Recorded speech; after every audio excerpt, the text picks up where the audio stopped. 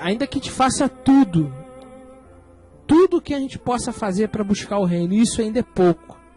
Porque nós vemos que esse jovem, ele era alguém que tinha suas propriedades justamente, ele conquistou, ele tinha herança dos pais,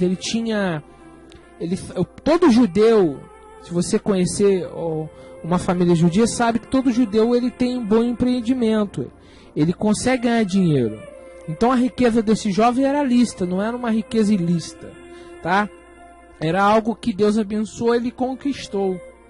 Mas esse jovem, ele vai ao encontro de Cristo, procurando saber o que ele poderia fazer a mais do que ele já sabia que tinha que fazer. Nós vemos que esse jovem se preocupava com a sua salvação. Não era alguém que estava despercebido no meio de uma multidão. Era alguém que buscava. Ele disse: mestre, o que farei de bom para herdar a vida? E Yeshua já declara: só existe um que é bom, o Pai. Então nós vemos aqui que ele está falando da unidade do Eterno, falando que Deus é um, e só existe um na face da terra que é 100% bom, esse é o Criador.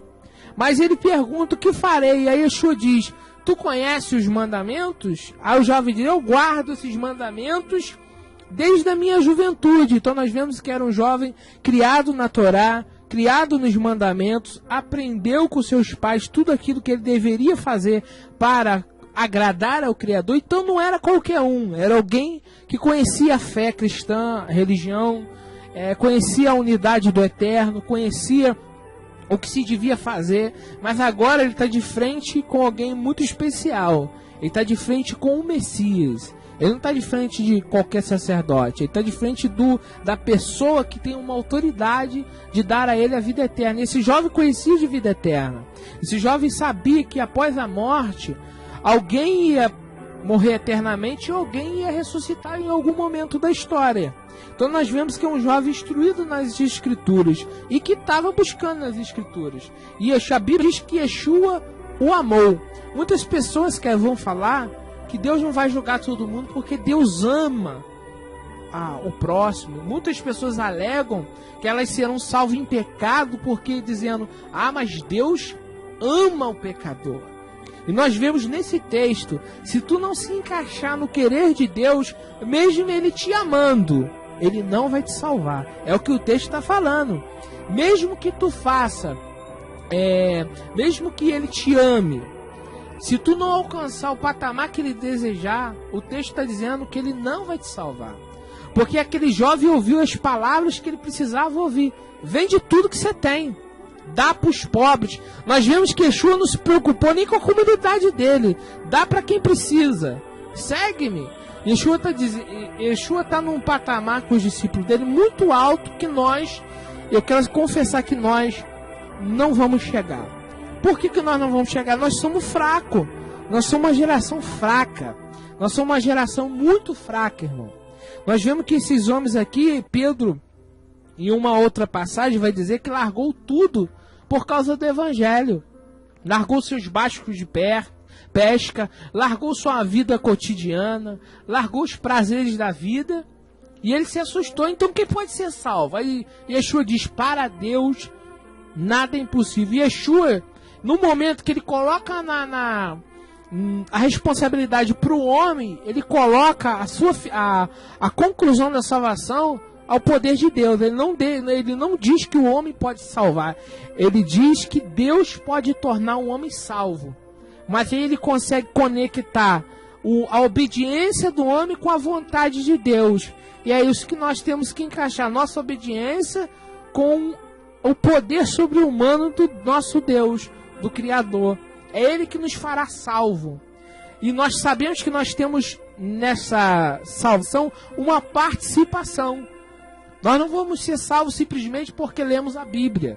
Nós não vamos ser salvos porque cumprimos alguns mandamentos, mas porque nós temos uma aliança com o Criador.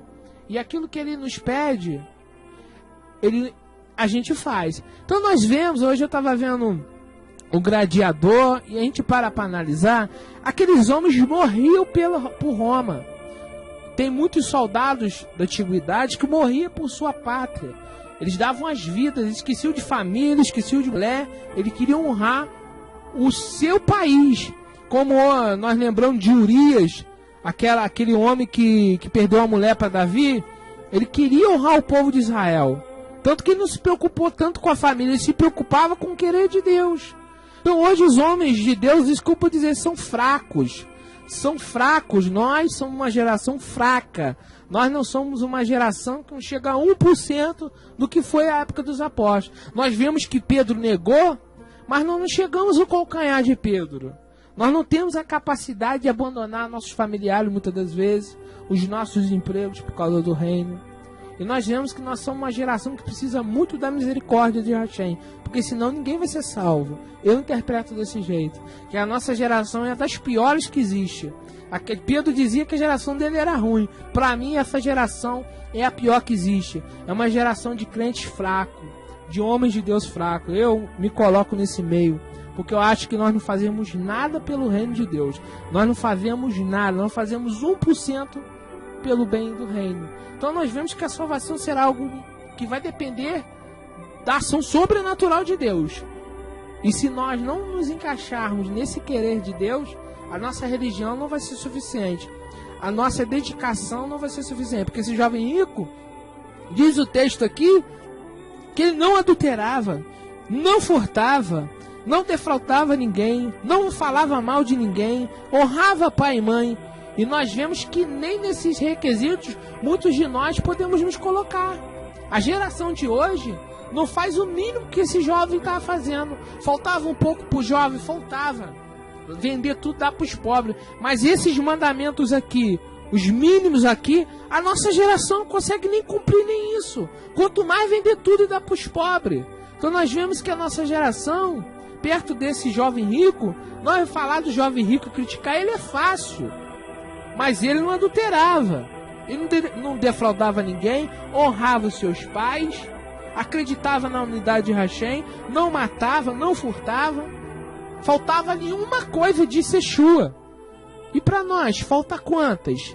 Então nós vemos, irmãos, quando nós lemos o texto, e as palavras de Yeshua, ela vai soar com um tom de temor e tremor. Porque nós estamos muito... Vamos dizer assim, nós estamos caminhando ainda para uma salvação. Paulo chega a dizer nas suas cartas, desenvolvei a vossa salvação. Então, que nós possamos desenvolver essa salvação e que nós possamos fazer como aqueles pescadores que não conheciam a palavra, que não tinham Bíblias como nós temos. Hoje eu tenho várias Bíblias, nós podemos adquirir dicionários. Aqueles apóstolos, a única coisa que eles tinham é o que estava na mente deles. E aquilo que eles aprenderam com o mestre. Hoje nós temos toda uma estrutura para se fazer um bom trabalho e muitas das vezes nós não fazemos. Então que nós possamos aclamar por misericórdia. Porque eu acho que a nossa oração não é nem mais por pedir bênção. Não mais por pedir nada. Mas sim por pedir de Deus a sua misericórdia, para que nós não venhamos a ser condenados com essa geração que está indo de passos largos para o Gehinom. Então que nós possamos nessa noite, a olhar para esse jovem e dizer, será que eu estou pior com esse jovem? Será que eu estou igual a ele? Será que eu posso dizer que eu não adultero, que eu não furto, que eu honro meus pais? Será que me falta ainda uma coisa? Porque eu acredito que esse jovem estava com um pé para ser salvo. E às vezes nós estamos 10 léguas de distância. Então que nós possamos olhar todo esse evangelho que Cristo nos colocou. E Yeshua disse que ser fiel até a morte. Se ele disse ser fiel até a morte, quanto mais as outras coisas. Então Cristo colocou nas nossas mãos uma responsabilidade que eu acho que a liderança hoje de todas as religiões cristãs que acreditam no Messias, ela não fala qual é a nossa responsabilidade, qual é o nosso dever, qual é a chance de sermos salvos.